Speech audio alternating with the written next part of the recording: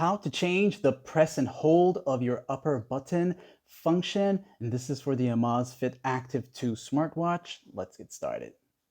Starting from the clock face view mode like this here, go ahead and swipe down from the very top center. You'll get these here and tap on the settings icon here. Once you do this here now, you will go down the list of settings and look for the one that says preferences, this one right here. As you enter into the preferences area, go down the list until you see shortcut buttons, these right here.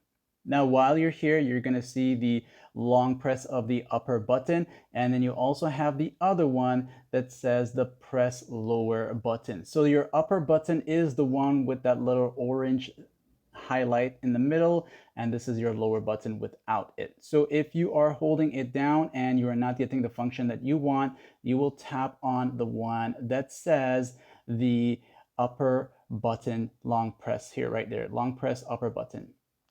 Now, once you're here, you can choose to have it do nothing or go down the list of what is it exactly that you want it to do. And you got plenty of options here, and you just go down and find the one that works best for you. Now, just in case you're looking for the long press to actually turn off your watch, it is at default, basically.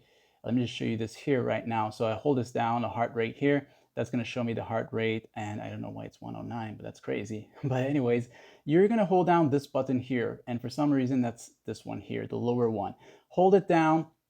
Let's just say you're viewing it now, and you hold it down. Just hold it down long enough until you get this here. Your watch will most likely vibrate, and it'll give you these options to either turn it off or restart it. And that's that, like and sub.